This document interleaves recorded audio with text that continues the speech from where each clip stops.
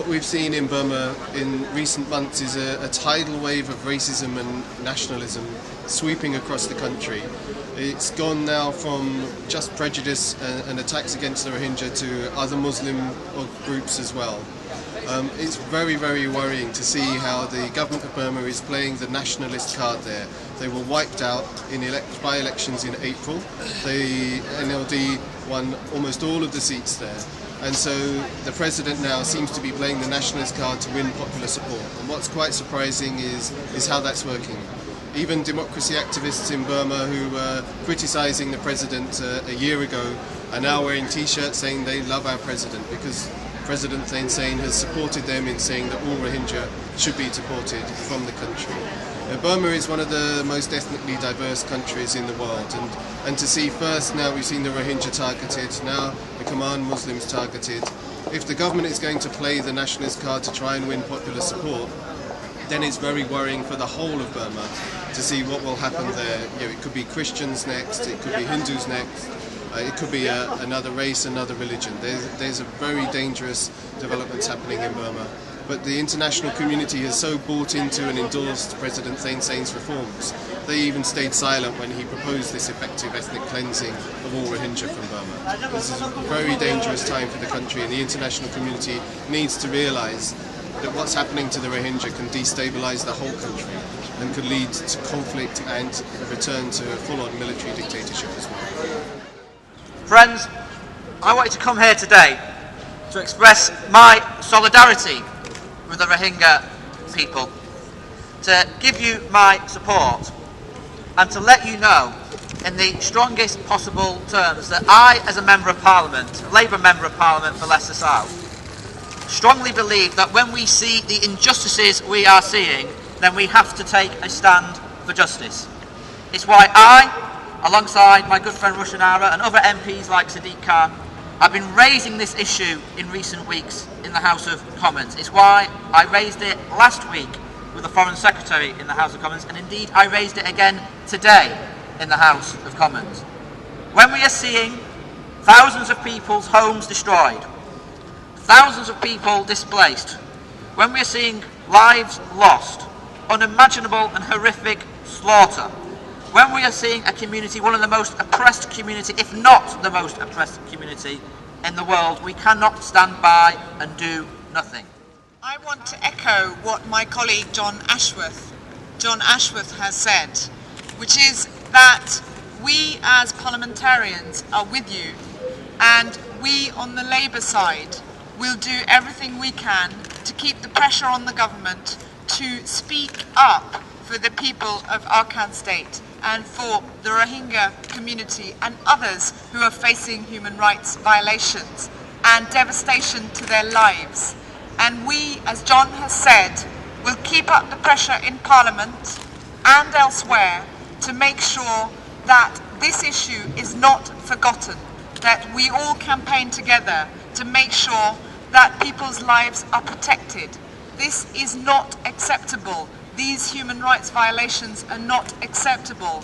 I am now going to deliver a letter on behalf of the Shadow Frontbench team of the Labour Party from myself and my colleague Kerry McCarthy, Shadow Foreign Minister, and that letter will be sent to all our colleagues in Parliament in the Labour Party to send to the Foreign Secretary and the Development Secretary, so that as many members of Parliament make sure that their voices are heard, because we know that people around the country, whatever their backgrounds, whatever their religions, care about the human rights violations that are hurting people in Burma. Thank you very much.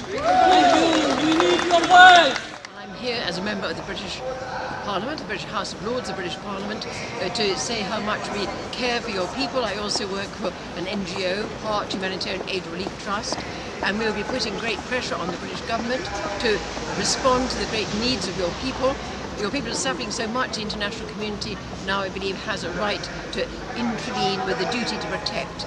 We'll be pressing, amongst other things, in a question I'm asking the House of Lords next week, for an independent committee of inquiry into the war crimes or crimes against humanity that we believe allegedly suffered by your people, to try to get a UN peacekeeping force to try and help to bring more peace to your people, to get humanitarian aid to people being denied humanitarian aid, and to try to get the Burmese government to repeal its citizenship law and give your people the full rights of citizens, the nation of Burma, and the rights of their being citizens.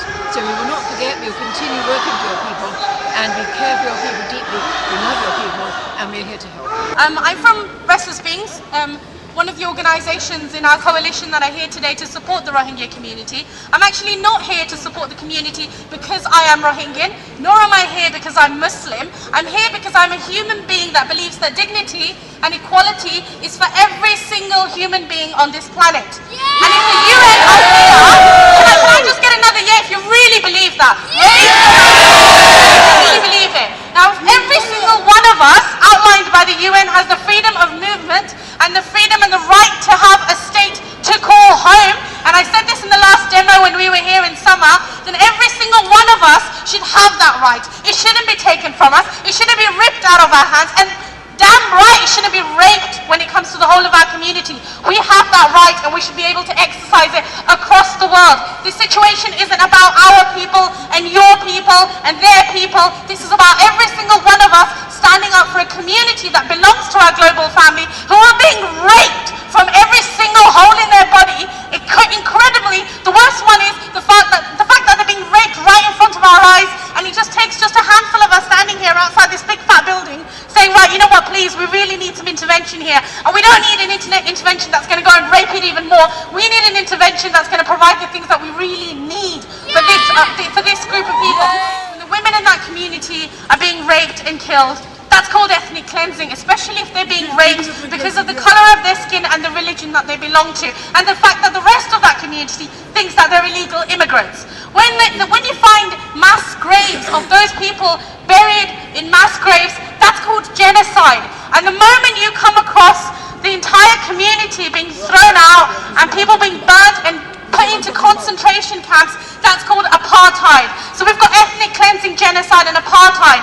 6 months ago, people were questioning whether or not this is a community that's worth being spoken about. This is a community that's being worth spoken about, not because they're Muslim, but because they're human beings. I really want to assert that. I said that at the summer demo, and I'm going to say it again. When we came in summer, we came because the mainstream media didn't want to take notice of this issue. They weren't covering it. They really should be covering it. Like the gentleman said, because of the fact that they're covering women in Pakistan, they're covering the opium issues in Pakistan, they're covering all these issues. We need to cover the fact that women are being carried and taken out of their villages in Burma and raped by military junta in Burma. Their husbands are being then taken out and burnt alive.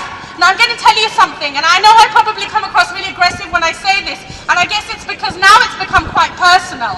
For me anyway, one of our most important contacts who was giving us this information was last week we found out he was taken out of his home, he was burnt alive in front of his children and his wife. Now think about it, come on. Why? Because the country thinks that they're an illegal immigrant? Great! Try and find a different way to create a dialogue to get them out. Don't burn them alive. Since when was that okay? So I guess on that front, we really need to remember this is a human rights abuse. As angry and passionate or as peaceful protest, or whatever it is that we've got to do, we're here to stand up for this community in solidarity, to remind them that we're not going anywhere, and it's not a them and us issue. It's not about going against, the Rakhine, or the fact that there's Buddhist monks doing this, or the fact that the military are involved, or the fact that the rest of Burma have really forgotten that in order to go towards democracy, you need to work with the ethnic communities in your country and not burn them alive or rape them, because damn, friggin' hell, since when was that okay? So what we need to do is instill that need for human rights assistance, for human rights intervention, and for an international human rights reaction.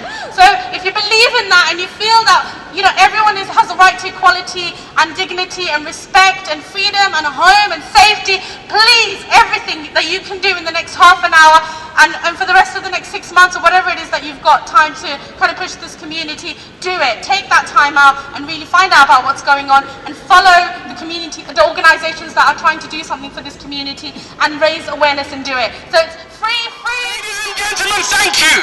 Because right now we needed thousands of people on the street. We needed much more than Japan TV and Press TV and Spain TV. Where are you, BBC? You sent a radio station. You sent a radio station and there's 120,000 people who have lost their homes. Al Jazeera? Good point. Where are you? Where are you, CNN? Where are you, America? Where are you, you people who call for democracy? Where are you, you people who call for human rights? When you sit on Whitehall, just round the corner, and you point your fingers at many, many countries across the world, and you look down your flipping nose because you say they have no human rights. Because you say they don't know what democracy is. Because you think you're better than them. Where are you now? You always talk about democracy. You always talk about a free world. You talk about free trade.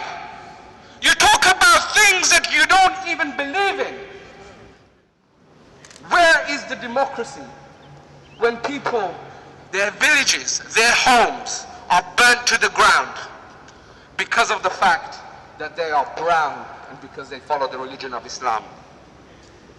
Where is the democracy when we find out on a day-to-day basis? Yesterday I hear the news of 26 more women raped because of the fact that they are Rohingya. And where is your democracy?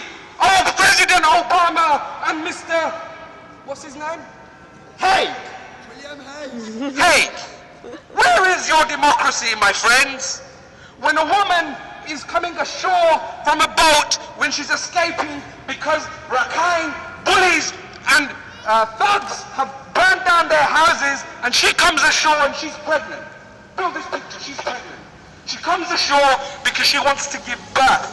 She gives birth, and then she's fired on, and she's shot, and she's killed. Where is your democracy? Fuck your democracy! And so I ask you for one last minute before we are stopped.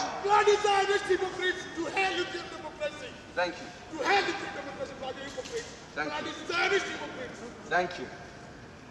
So I ask you one more time.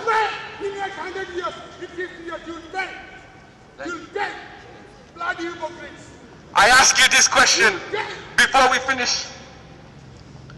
Where are you when it comes to your democracy and to your human rights? Because one day you will be too brown, too black, too white, too Muslim, too Christian, too Hindu, too Israeli, too Jewish, too fat, too skinny. You will not be good enough for someone one day, and they will come after you. Where is your democracy? Where is your human rights? Foreign Office, we're not asking for you to go and send in an army. We're not asking for you to don your knights of shining armor and pretend to be the protectorate of the world. We're not asking for that. What we're asking for you is to simply do one thing. While you swan around in your offices and you go and meet Tain Shane and his cronies, and you're worrying about the millions of dollars and pounds that you're going to bring into the British economy, just ask yourself one question. What cost? Thank you.